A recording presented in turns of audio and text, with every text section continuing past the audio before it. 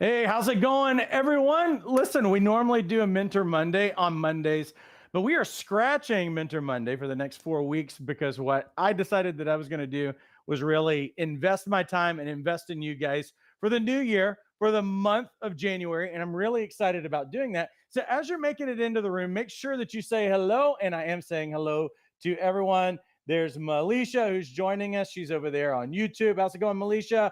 Natasha, who's joining us. Welcome, Natasha. Another Natasha who's joining us over there on YouTube as well. Welcome, everyone. So, as you're making it into the room, make sure that you say hello, share where you're joining us from, and what you're most excited about today, maybe in the new year. We're about, what, four days into the new year. What are you excited about?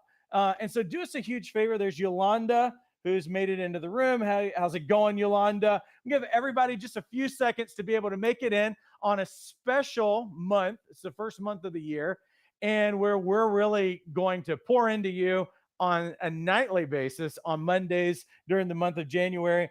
Let me say hello to a few more people who are on here. Dan, who's joining us from Minnesota. Welcome, Dan. Connie, who's joining us. Hey, Connie. Irina, who's joining us. Danny. And there's Adrian joining us from Louisiana. How's it going, man? Kalisa saying hello. Nikki says, Happy New Year. Welcome, Nikki. Excellent. We're going to give everybody about 15 more seconds to get in the room. Oh, there's a bunch of people saying hello. Mindy's joining us from Iowa. Welcome, Mindy. Ohio is in the house. And Melisha says, excited about being able to improve my how. That's excellent. Clint, who's joining us, and I appreciate the condolences, Clint. Thank you. Yolanda joining us from Southern Maryland. Joanna's joining us, and there's Taish. How's it going, Taish? Natasha from Virginia. Kalisa's joining us from Lafayette, Louisiana, and I will be back in my stomping grounds in Louisiana in just a couple of weeks. So I'm actually looking forward to seeing people back home. Catherine from Arizona. Joanna's actually joining us from New York City. There's Mihai, who's joining us from San Luis Obispo. Desiree, who's joining us from Katy, Texas. She says, I'm excited about growing my business. Of course, Adrian's joining us from New Orleans. Soul Sister saying, excited to be here. Excellent. And there is Patty. Tommy, thank you so much for your condolences from LA. Appreciate that. Excellent. Well, Julie joining us from Escondido. I like Escondido. Anybody else want to say hello before we jump in? There's Betsy joining us from Albany, New York.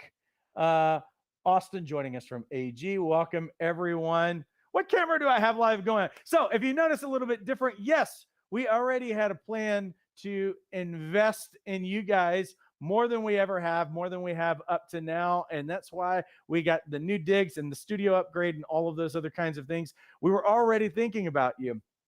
As a matter of fact, for 2020, it was kind of a weird year for like every one of us, right? It was kind of like the strangest, unprecedented year.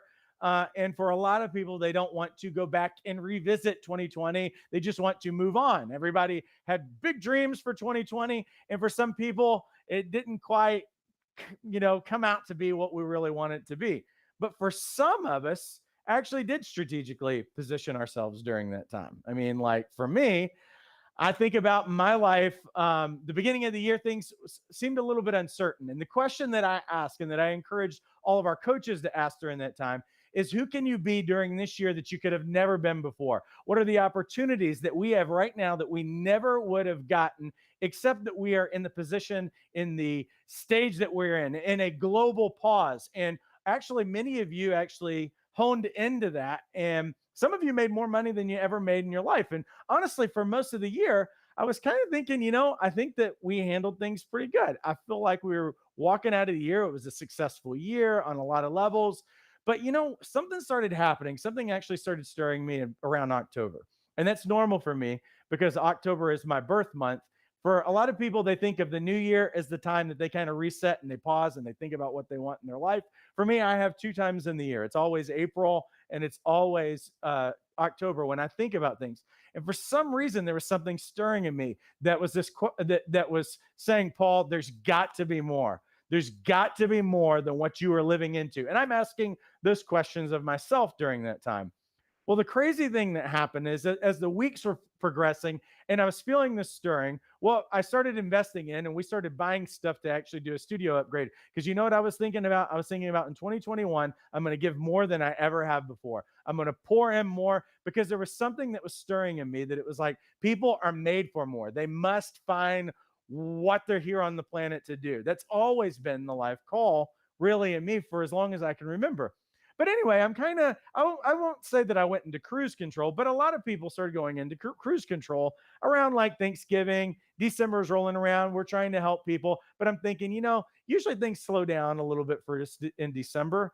And then it kind of like out of nowhere, unexpectedly, we had a loss in the family. And for us, that was my wife's father, and it wasn't expected. There was like no indicators, there was no signs of anything or whatever. If you know anything about our story, you know that we've walked out a lot of tragedy, we've walked out a lot of loss and those kinds of things. um, it's never easy, it's never fun. Grieving is not something that I ever would wish on anyone. But one of the things that happens to me is that there's something that gets recalibrated in my heart when there is loss, when there is struggle, when there is difficulty, and all of those other kinds of things. And that's what brings us into this day. Because you know what? That season, the grieving is not over. I can't change that. I can't change what season I'm in. But what I can do is I can choose the way that I react, because the most powerful thing that we have in this world is the ability to choose. And every one of us actually has that ability. Listen, if you don't have the power to choose something, then it doesn't matter what anybody says. It doesn't, no matter what I say, you might as well quit reading books or any of those other things. The result is, though, is that we believe that we are powerful people because what we choose creates a momentum for the future. And if we don't like the place where we're living right now, then we get the opportunity to actually have another choice. And no matter how you walked out of 2020, maybe you didn't walk out of 2020 with all of the craziness that I did in my life, but maybe you walked out of 2020 a little bit unsatisfied.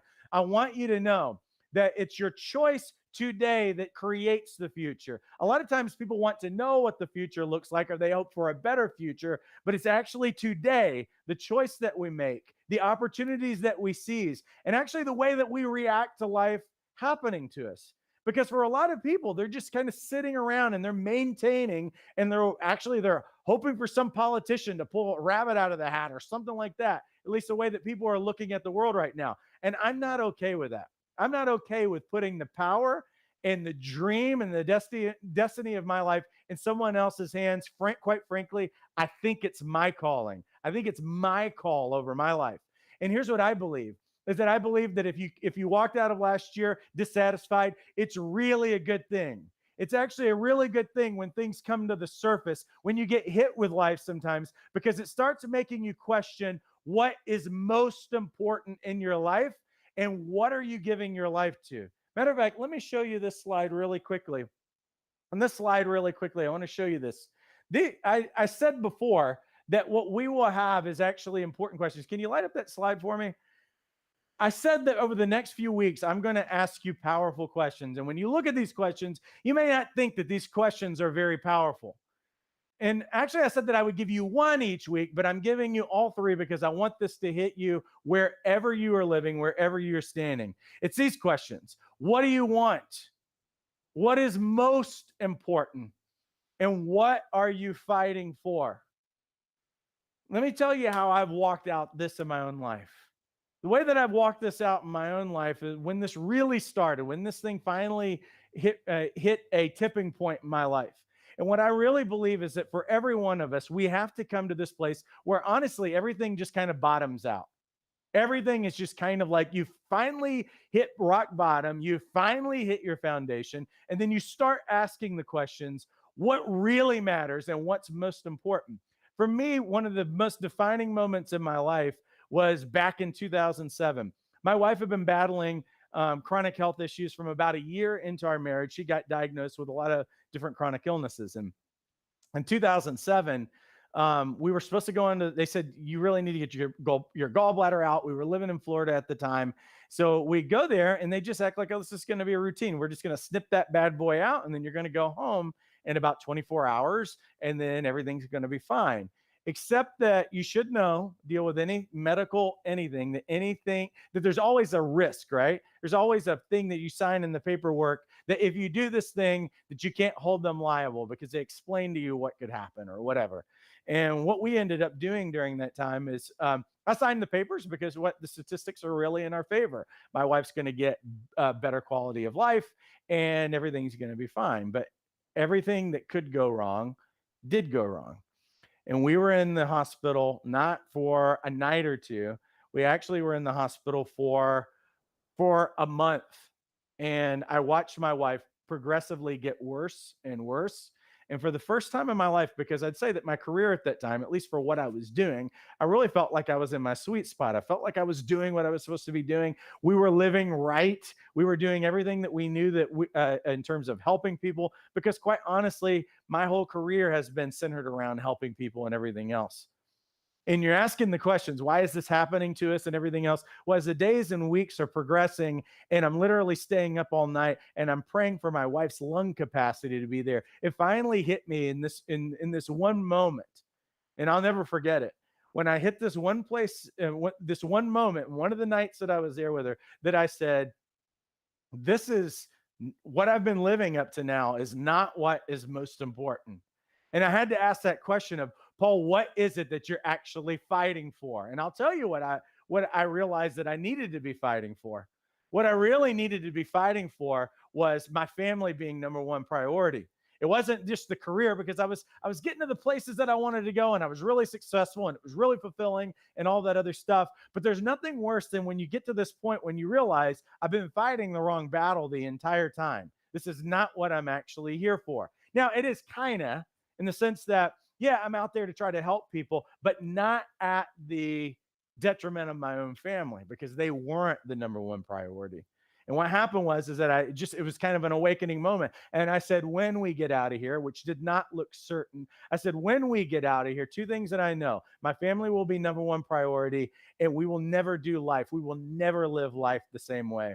And something propelled me to go home. And what I did when I went home is I ran home, because she would be out for stretches of time, like for hours, like most of the day she would be out. I went home and I got cards off of the wall, or cards that had been sent to us and things that had been sent to us. And I got pictures of our family, and I got I got flowers and everything else. And I went to her room because they had moved her to an ICU room, which was hideous. Like the whole hospital had gotten upgraded, except for the floor where people go to die. Essentially, it was the highest intensive care, and there's all these people who are dying, and you could actually hear death as you're there because there's alarms going off and everything else. I knew if she woke up and saw that room, there's no way that she's going to make it. And so I go and I get all this stuff and I stage the room so that when she woke up, any direction that she looked, any angle that she looked, that she would be reminded of something, that she would see beauty, she would see pictures of her family,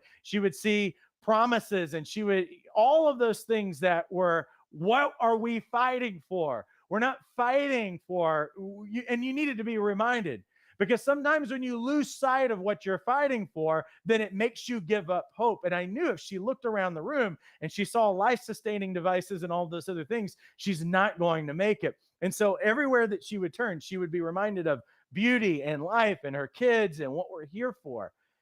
And we walked out of that hospital, and we always kept our promises in every one of those days. See, there's something about death, as much as I hate it. That's why when you look at this question, and we'll light up that question just in case you guys missed it, as the questions that I say is, what do you want? What is most important? What are you fighting for? Here's the thing. Here's what I'm saying. Is that sometimes when death arises, and we don't really like to think about death, but it hit us out of nowhere in the last few weeks, and it starts to make me ask the question: am I living for what I was actually made for? Because there's something that happens when it comes to death. Like if I ask you the question, like if you knew you were going to die in 3 days, what would you do differently? And you can throw that in the comments right now. If you knew that you were going to die and you only had 3 days to live, what would you do about it?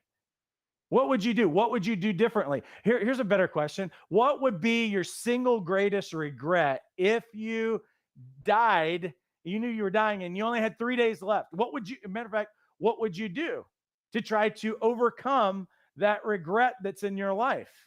What would you do differently if you only had 3 days to actually do something different than what you had been doing up to now? It's a really important question, because what happens is that when we hit that finality, when death becomes the biggest obstacle, when it becomes the biggest finality kind of marker, there's something that always happens in everybody when there are no other options, when time is up. You know what happens is that everything that matters starts to come to the surface every time. What are the things that come to the surface? Well, the things that you have been putting off, the things that you are most passionate about, the things that are truly most important in your life. Because here's a newsflash for every one of you. You are dying. I don't know when it's going to be the finality of everything, but right now you are dying. Matter of fact, last time I checked, is that death happens to 100% of the people on the planet. And we have to ask questions about our lives right now. Are we living lives that settle? Because if you are not running towards the thing that you are called to right now, then you are settling in your life.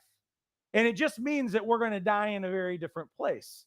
I mean, what is the question that we really need to be asking? Here's the thing that happens when death becomes one of these markers. Like if I ask a question like, hey, you only have 3 days left to live, what are you going to do about it? You know what happens is that all of the fear goes out the window. The fear of failure, the fear of what everybody thinks about you, the fear of what questions, and whatever is most important, you know what starts emerging? The heart's desire of you starts to emerge, and you get in sync with what you know that you have been putting off. You get in sync with what you know that you have been made to do, and maybe you've been putting it off.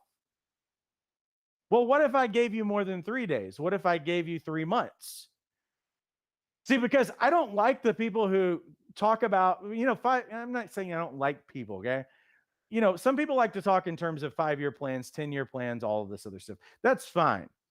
I think that if we could run a string of 1 month of living fearlessly, of not putting off the things that are in our life, of not giving in to failure, of not being afraid of what somebody else thinks, of not being afraid to risk.